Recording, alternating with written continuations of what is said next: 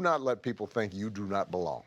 Because I promise you, once you sit at these tables, at these fancy places, with folks with fancy titles, and they got a big bank account, and you talk to them, and you go, oh, yeah, they ain't all that. This idea that somehow they are so special, they're so smart, they're so sophisticated, not really.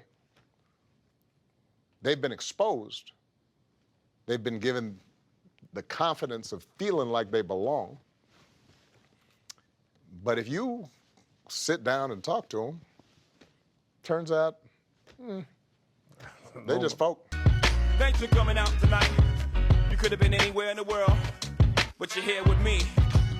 Good morning, good afternoon, and good evening, everybody. Welcome into Uncle Jimmy's podcast. Today's guest is a true force for change, a leader who's turning purpose into impact. Nikki Bowles is the CEO of MEC Disabilities, a nonprofit organization dedicated to motivating, elevating, and celebrating people with disabilities and their families. Under her leadership, MEC has become a voice for inclusion, advocating for adaptive equipment access, creating sensory-friendly and accessible, and helping businesses and communities embrace true accessibility. But Nikki's story goes far beyond her title. She's an entrepreneur, a visionary, and a mother who's turned her personal experiences into a mission that's changing lives. Her journey is one of resilience, courage, and the belief that leadership means lifting others up. Today, we're diving into her life, her purpose, and the incredible work MEC Disabilities is doing to create a future where everyone has a seat at the table. Please welcome to the show, Nikki Bowles. How are we doing today? Good. How are you? Thank you so much for having me. No problem. Thank you for joining us. You know, I mentioned the MEC Disabilities where you're the CEO. Can you tell us a little bit about that? Yeah. So during COVID with all the shutdowns, my daughter has cerebral palsy. And so we really rely on like adaptive equipment for her to get around. And it took us almost it was just shy of 10 months to get her next size up in a gait trainer or her walker. And I was like hearing from other families like locally that it was happening to them as well. And there was like a lot of insurance changes. And I was like, well, it can't be just us that it's happening to, like just in our area. So I started doing research and found out that it was a nationwide impact because a lot of the adaptive equipment comes from overseas. And so, yeah. So just like from then on, I just was like, well, I guess I could do it this way. And I was like looking into how to start a nonprofit and how to help these families. And so I just grabbed 3 of my closest friends to start the board. And I was like, I could front everything. I could do everything. I just need you on my board so I can start it.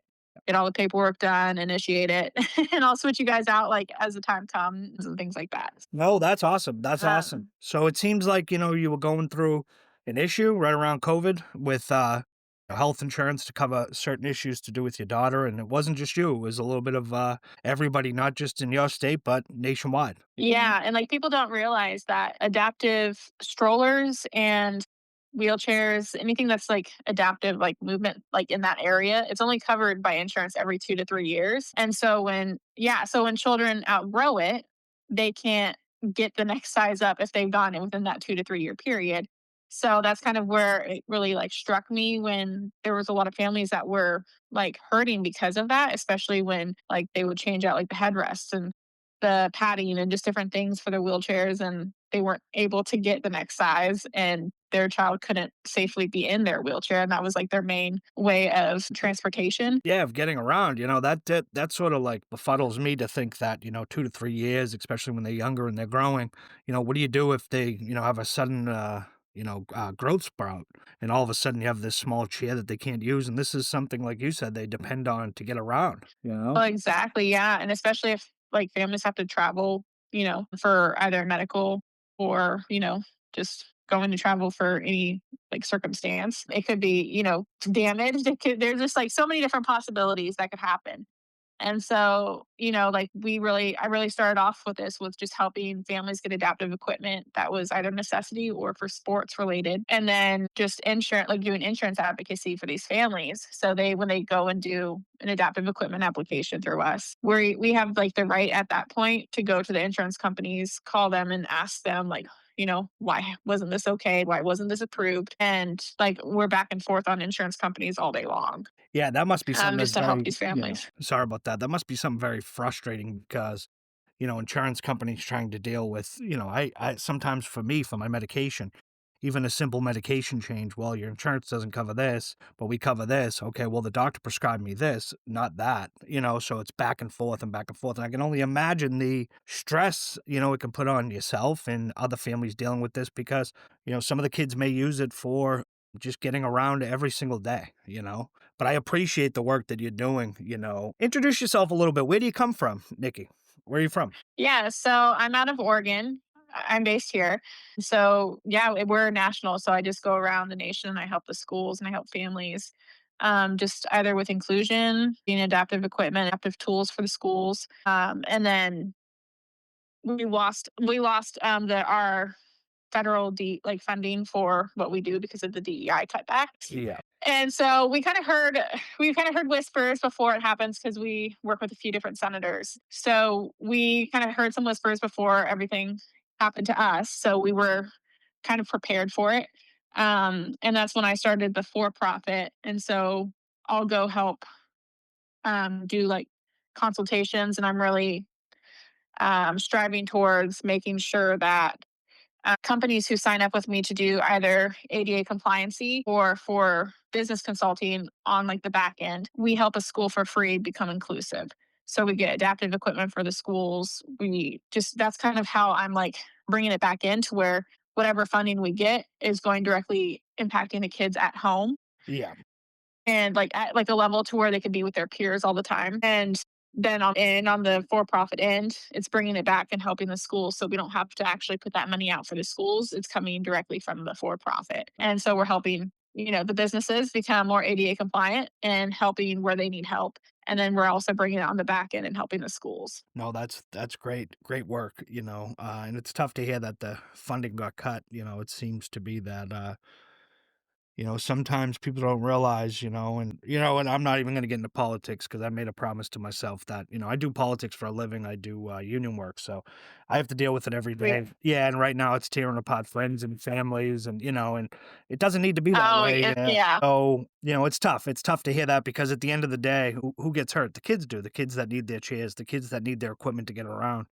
It's just so frustrating to hear that. How many kids do you have? One. Okay. Okay.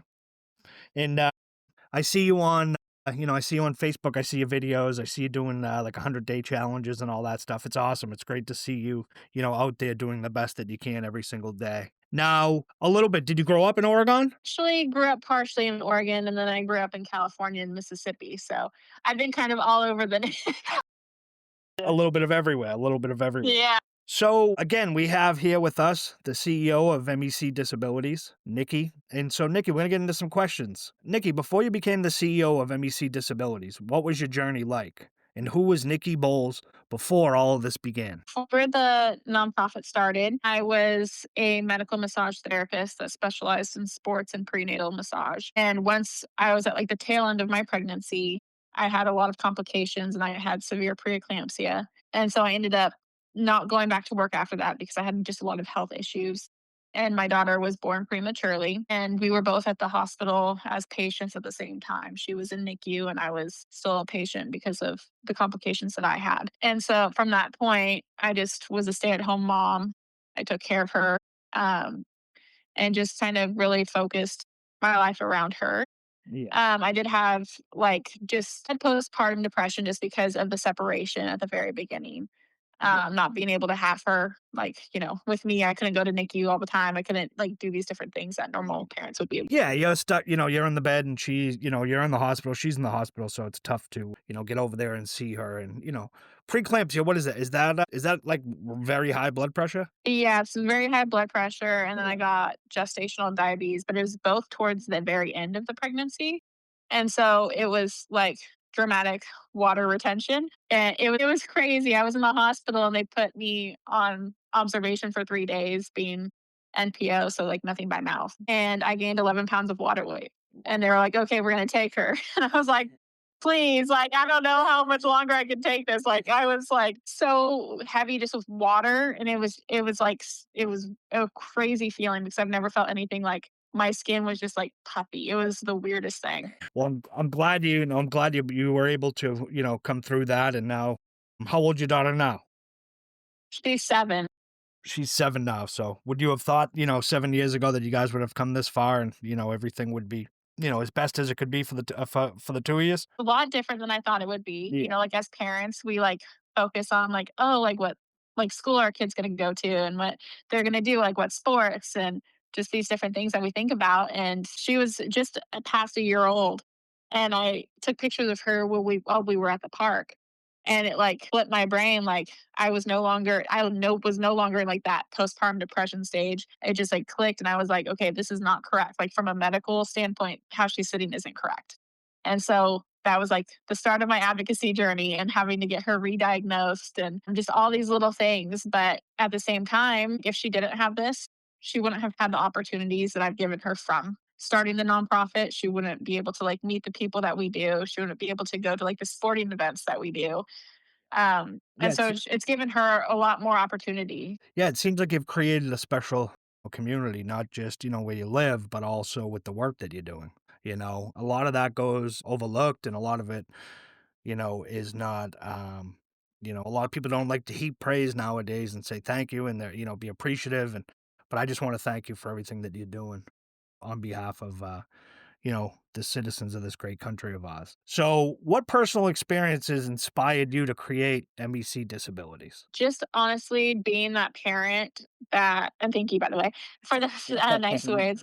But yeah, just being that parent who had another parent tell me what the next step is that I should take. A lot of us, we get a diagnosis and we're shown the door. Yeah. We're being told that our kids can't do anything or they can't do certain things. And it's these like stigmas that are put on just like a diagnosis, and it's put on families that like weighs them down and they don't know a way out. They don't know what the next step is going to be. And that's kind of what really made me be like, okay, if we can help these families, even with the next step, even if we can't get them the adaptive equipment they need, or we can't like do our part in that aspect, we can at least help them get to the next step and we can give them other resources and what steps they should take for the next step. And if that's not the right thing for them, we can tell them other ways to do it. And just like having the support and like backing. And so that's been, I think, our biggest accomplishment just as a nonprofit is that we're creating a community and it's not just, locally in Southern Oregon, it's nationwide that all these Nationwide. families are, yeah, all these families, the children's hospitals, different physical therapy offices and occupational therapy offices like across the nation like come to us and they're like, hey, we have this family, they need this, they don't know what the next step is, hey, I need help with my IEP, like just across the board. And it's so amazing how these families are just coming together and they're talking with each other and they're learning from each other, and it's been pretty amazing, Yeah. honestly. Yeah, no, it sounds like it. It sounds like because of your hard work and your dedication that, you're starting to become that leader that people are not only looking up to, but are reaching out to say, hey, what's the next step? What can we do?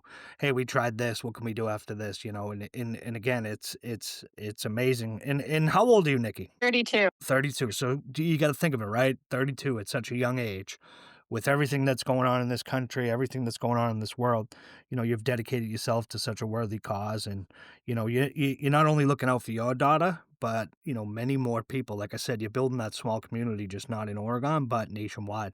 And it's, to me, it's awe-inspiring to think that you at 32 is building, has started building this brick by brick, and you're almost, essentially the leader of this MEC Disabilities and doing great things and doing great things. How did the name MEC Disabilities come about, and what does it represent? So when I was just thinking about like how we can make it to stand out from the other nonprofits and other companies, that because there's no one that really does what we do, especially on a national level. You have St. Jude's and you have, the Special Olympics, and but they all have, they're either, fully national, or they have little chapters Yeah. in different states and things like that. And so MEC stands for Motivate, Elevate, and Celebrate, and obviously disabilities, because we want to make sure that these kids that are growing up and their families are understanding it's okay to get that diagnosis and it's okay to like be accepting of it. And it's really hard for a lot of these families just to even get that or to hear it. But that's how the kids are going to strive later on in life. No, and that's, And that's unbelievable. Because like you said, some of these families, I know you had mentioned that they're given the diagnosis and they tell them to go home, figure it out on your own, with no support, no nothing. And here you come, 32 years old, just blazing this trail that, that is unbelievable. I thank you for all that. I really do. yeah, thank you. When you first started this mission, what was the vision burning in your heart? Just to be able to give people something that I wish I had for my daughter and that I know that other families wish they would have like help with. And because it's just so hard and it's a lonely road, especially, a lot of people grow up with a ton of friends. And once you have kids, if your friends don't have kids, they kind of start backing away slowly, the majority of the time.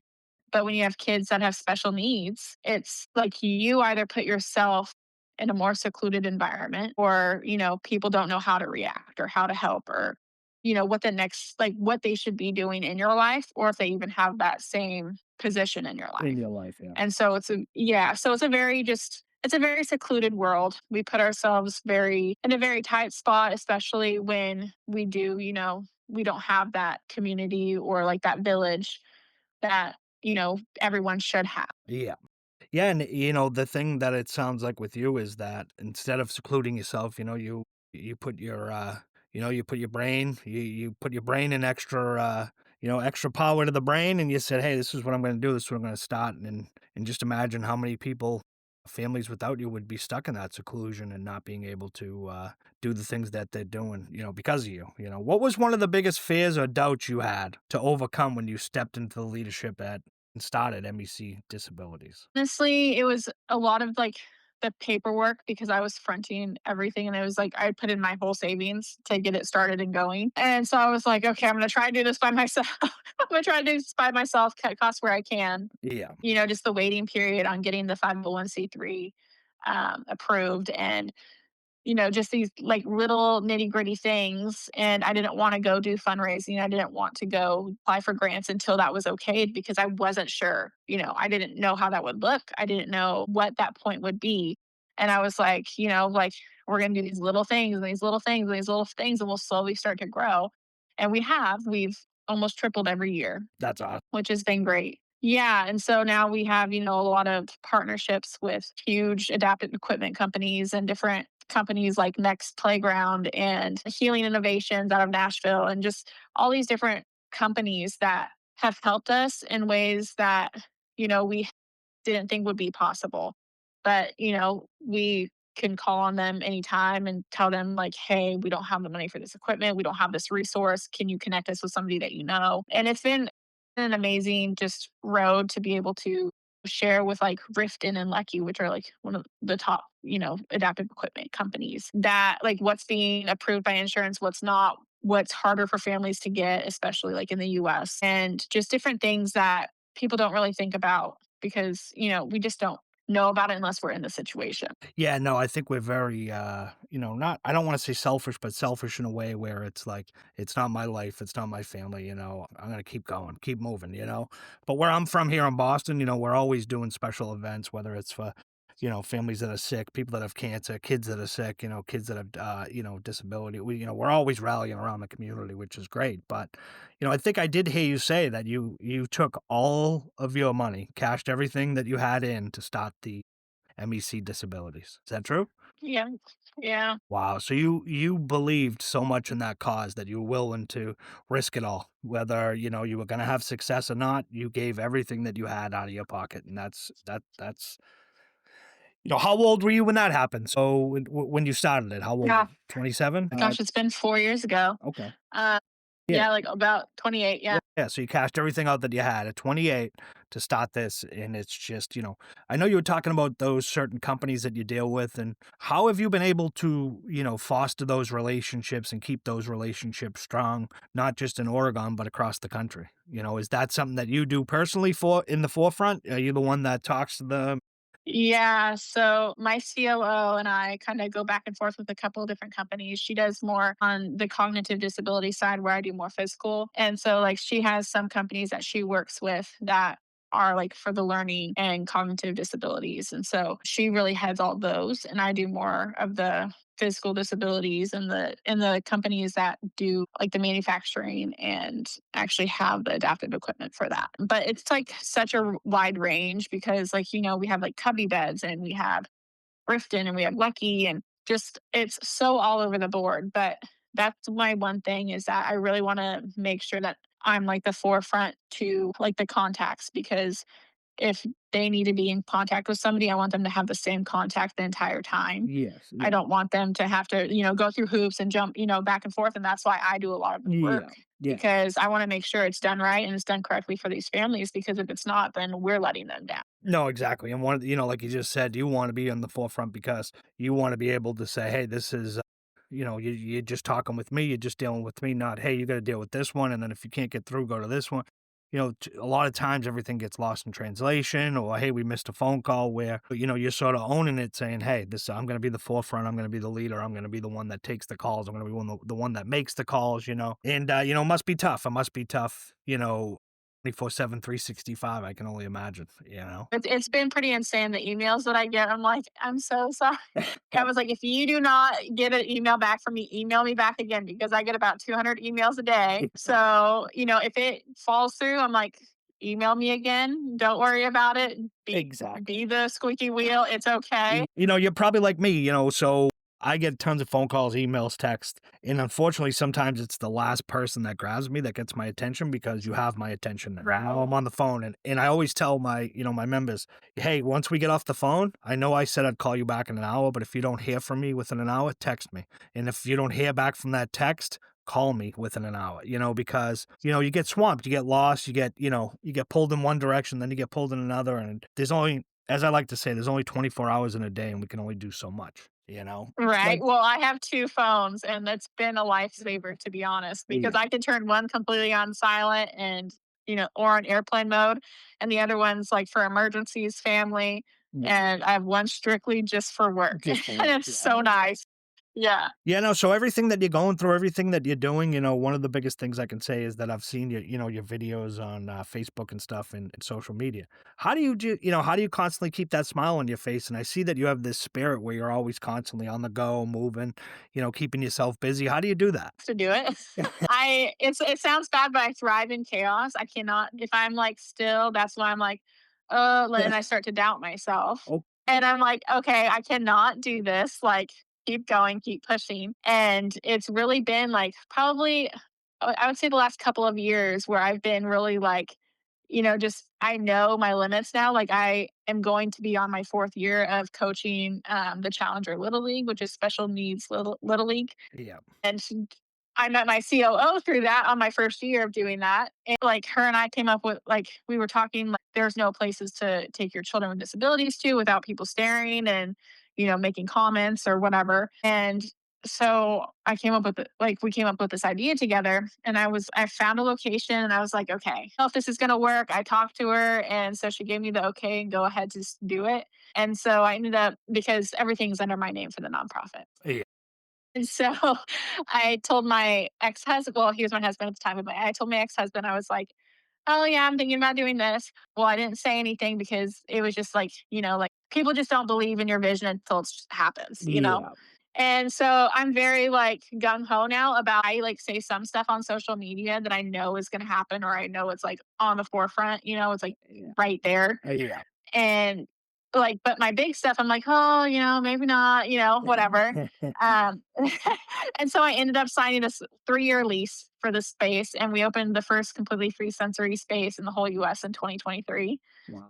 And I didn't tell him until a week before we were moving into the building. And it's like something you just have to do. Like, I was like, if I hear a no, I'm not going to do it. Yeah. So I was like, I can't have that negative thought like in my head because I know it needs to happen, but I'll figure it out as I go. Like, I'll do whatever I have to do to keep the overhead costs like covered. I was like, oh, I'm just going to do it. So that's what I ended up doing. And so, like, that's what I go around the country, like helping the schools create their sensory little areas or helping with their inclusion, like a school level to get the kids from special education into general education kind of mixed in. No, that's awesome. It seems like you have, your hands in a little bit of everything, you know? When you open one door, there's like 20 other doors that are right in Yeah. front of Well, you, so you have to like hit them all. exactly. Well, and especially where it sounds like, everything, and everything you put your mind to, you're achieving, It's such a young age, I'm 41, you're 32, but it's such a young age, at 32, it seems like, you're visioning it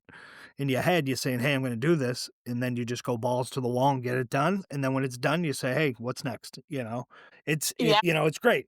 So what kind of impact did you want MEC to have, not just for families, but for communities and businesses? Awareness, because a lot of people don't understand, like, you can talk to, even if they can't understand you, you can talk to people and kids with disabilities just like you're talking to anyone else. And that's like the biggest thing, is that just awareness for people on the all those aspects. Because like my daughter was 3, and the first time that I actually noticed that she noticed somebody staring at her. Yeah. And she was like, "Mom, why are they staring at me and not saying anything to me?" And I was like, "Well, honey, they just don't know like how to talk to you maybe, or they don't know if they should say hi or not. So maybe you should just say hi to them." And so she did.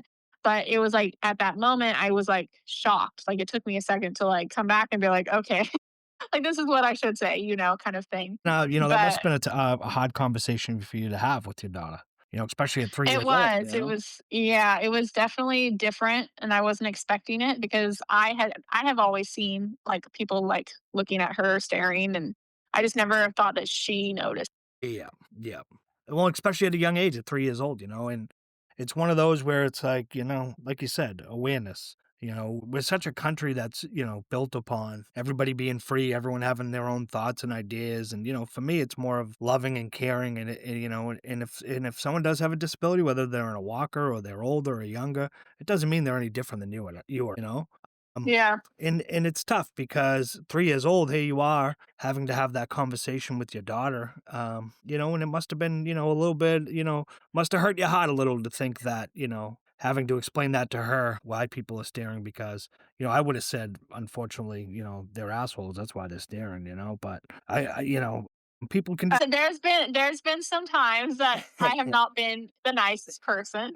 I'm not gonna lie, but like to where like she doesn't see it. yeah. We were on a plane trip to Hawaii one time, and it's a longer one. And so like I was carrying her to the bathroom, and one of the stewardess was like, aren't you a little too big to be being held?" And I was like, "Ma'am, she can't walk.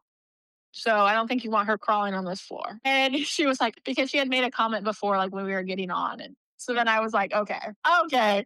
Obviously you're not understanding what I put down the first time. And so I got a little, mama bear on it, but it Yeah. wasn't like to where it wasn't like super rude, but it was like, well, now she gets the point.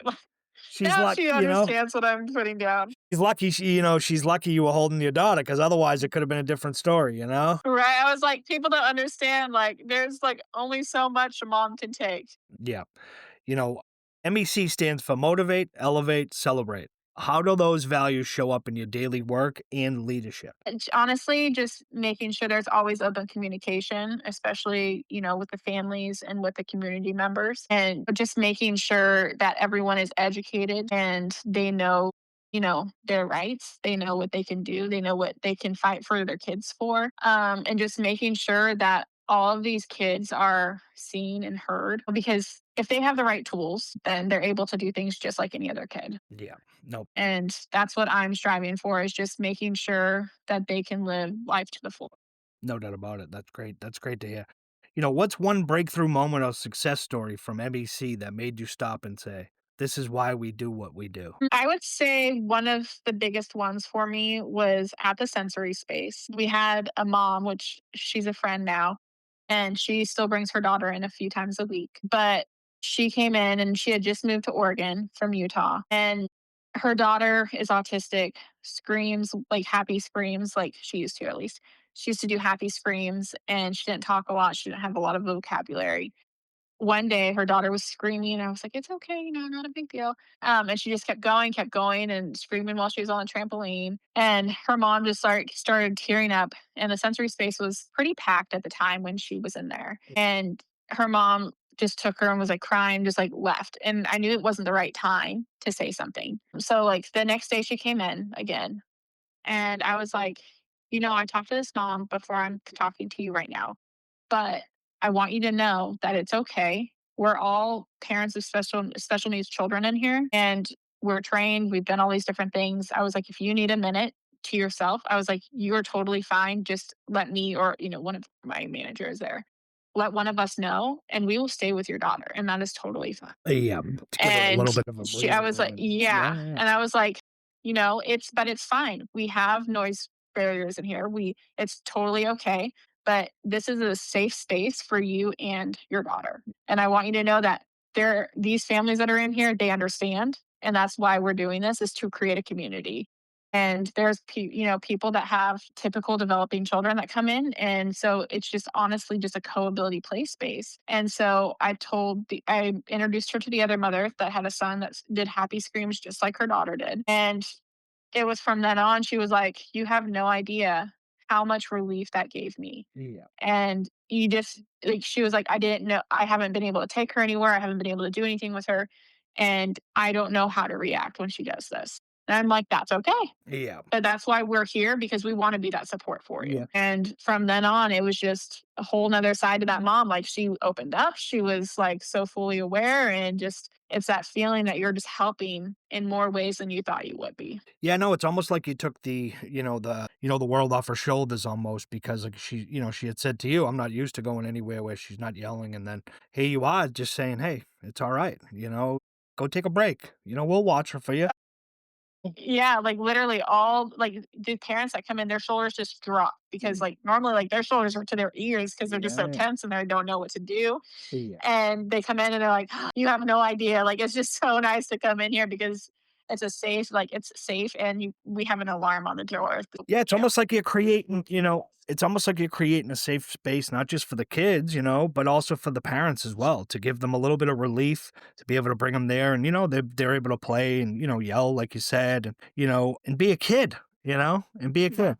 Because, like you said, you had to talk to your daughter at a young age about that, and so that's great. Now, what are the hours for the sensory space? And where are you guys located? So we're located in downtown Grants Pass, Oregon. Okay, you're open Yeah, 7. we actually changed our days because of like schooling and there's Yeah. different things like that.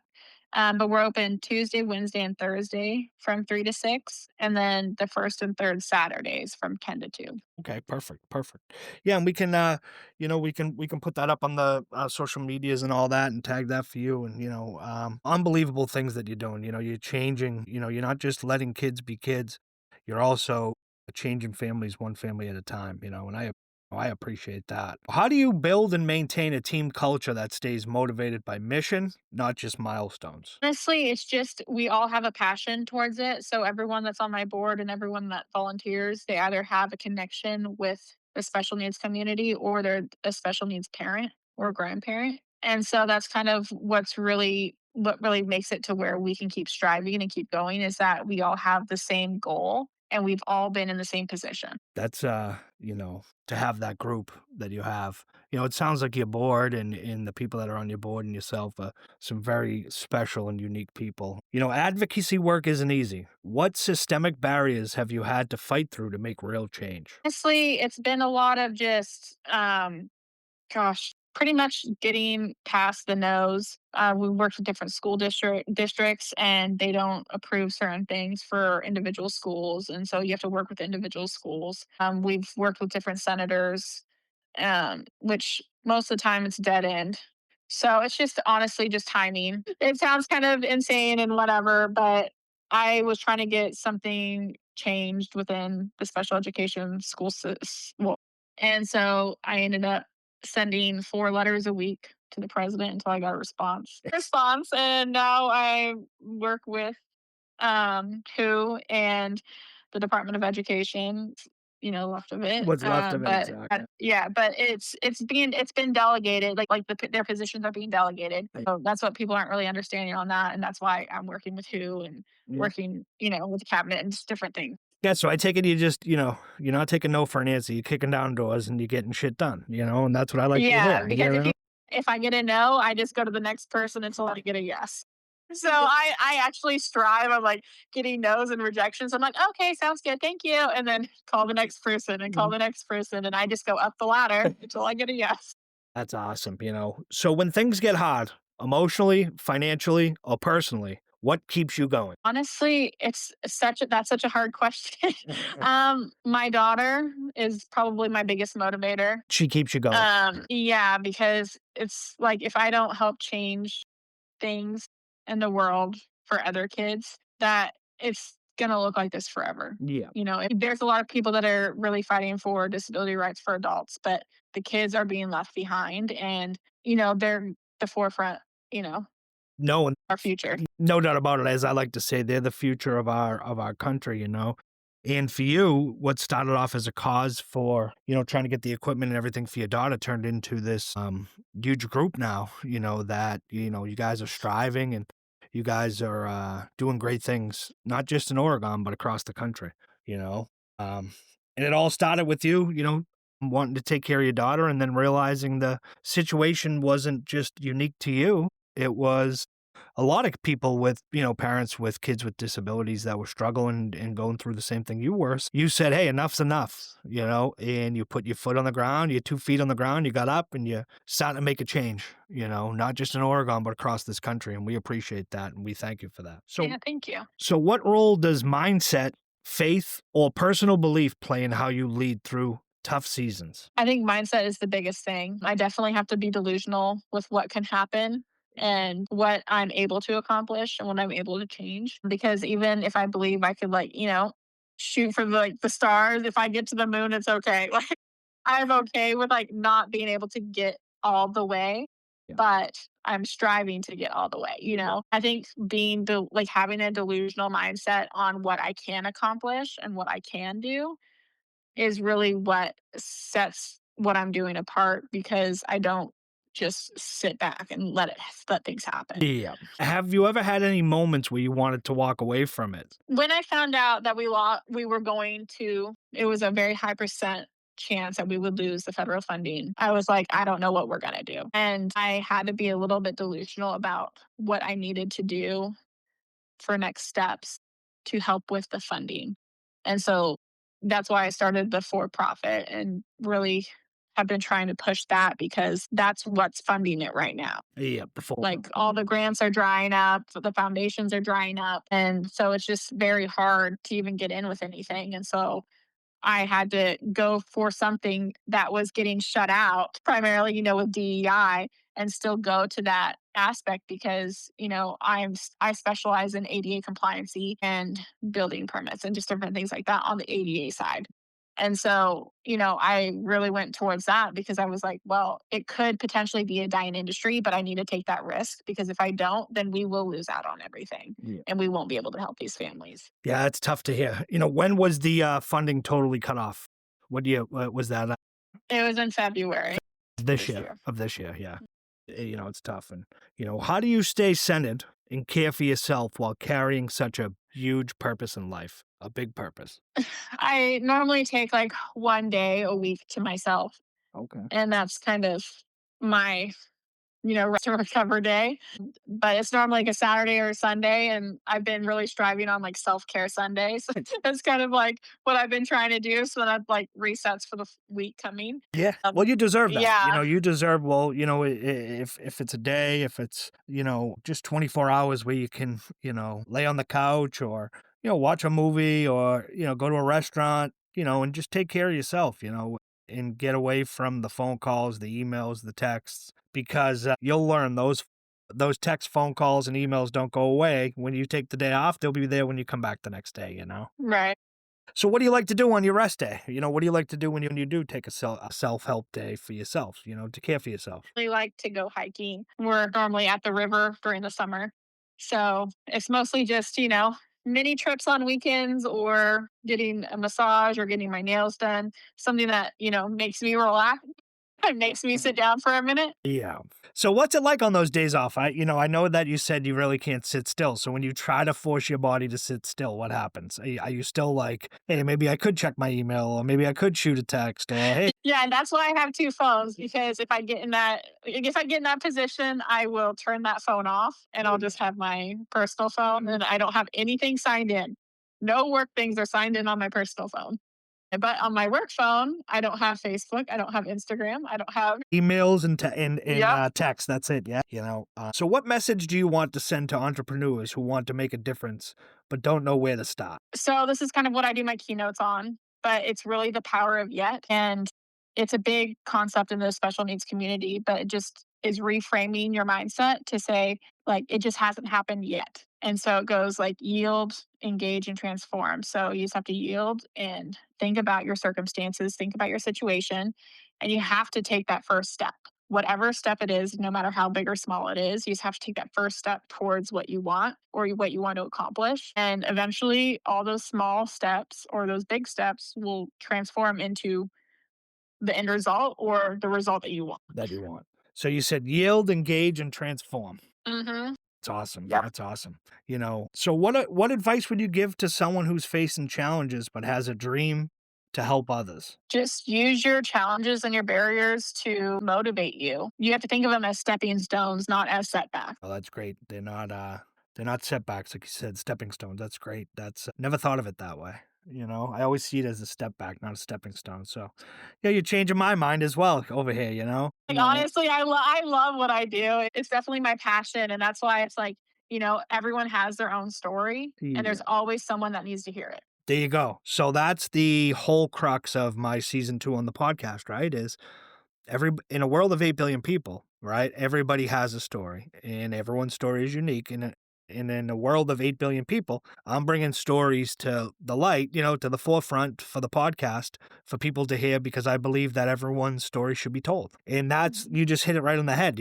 So what do you hope your legacy will be, both as a woman in leadership and as a change maker? I just want it to just inspire people to be able to do what they want to do in life and not be held back by barriers or things that seem like they're barriers when, it could be something that actually helps you. Yeah. Well, it seems like to me that any barrier that's been put up in front of you, you have absolutely conquered that barrier, kicked it down to get to the next one, only to kick that down and keep going. Your resiliency is just remarkable, especially at a young age of 32, everything you're pushing through and everything you're fighting, not just for your daughter, but for, families across this great country. Again, I've probably thanked you probably 10 times, but I'm going to thank you again because it's, uh, it's very special what you're doing, it really is.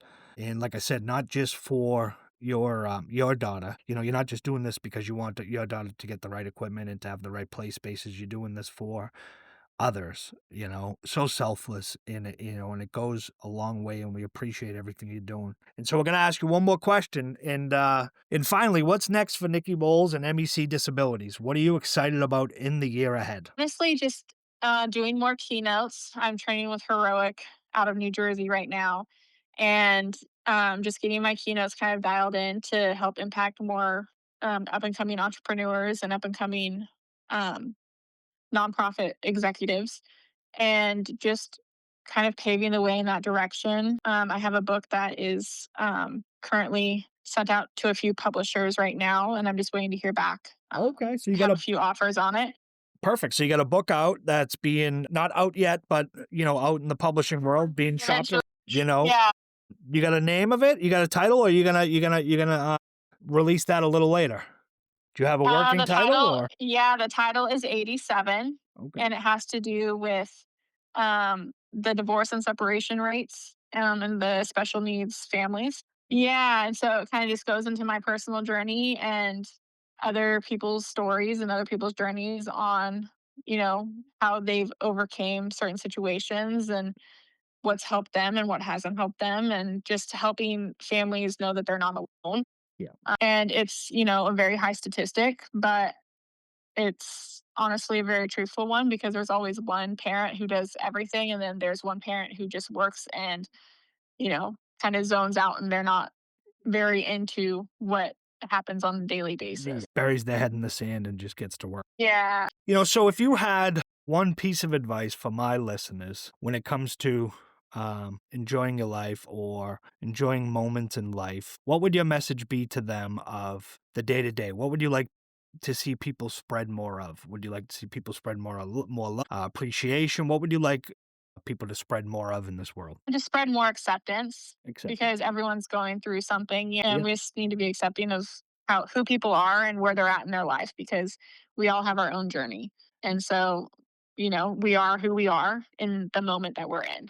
No doubt about it. Before we go, is there anyone you would like to give a special shout out to? Would you like to thank anybody? Would you like to plug anything before we go? I'd like to say a big thanks to my COO, Jess Hawkins. She is amazing. And I honestly probably wouldn't have been able to get everything accomplished in the nonprofit without having her backing me on my ideas and my crazy my crazy concepts that I have that are slowly working out. But yeah, she would be the biggest thing. And yeah, if anyone would like to volunteer or donate, we are national. So we do have equipment going out and we can always accept volunteers to help deliver equipment to families. And just visit us at mecdisabilities.org. Perfect. And that brings us to the end of today's episode. I want to take a moment to extend my deepest gratitude to our incredible guest, Nikki Bowles, the CEO of MEC Disabilities. Nikki, thank you for sharing your time, your passion, and your remarkable insight with us today. Your leadership and dedication to creating opportunities for individuals with disabilities is truly inspiring. The way you've built a culture of compassion, inclusion, and empowerment at MEC Disabilities sets a standard for what real change looks like in the workplace and in our communities. What stands out most is your authenticity, the way you lead with heart, advocate with purpose, and never lose sight of the human stories behind the mission. You remind us that the progress isn't just about policies or programs, but about people, and the belief that everyone deserves a chance to thrive. To our listeners, I hope Nikki's words have sparked something in you, whether it's a new perspective, a bit of motivation, or the courage to take action in your own corner of the world. If you'd like to learn more about MEC Disabilities and the amazing work they're doing, we'll have links in the show notes. Nikki, thank you again for being such a powerful voice for inclusion and possibility. It's been an honor having you on the show. And to everyone listening, thank you for tuning in, for supporting meaningful conversations like this, and for continuing to believe in the power of connection and community. Until next time, take care of yourselves and each other. Peace and love, Uncle Jimmy out. Nikki, thank you so much. Yeah, thank you. Thank you. I appreciate it. You're one of a kind. I can say that you're, hold on, I'm just going to shut. Do not let people think you do not belong, because I promise. But you're here with me.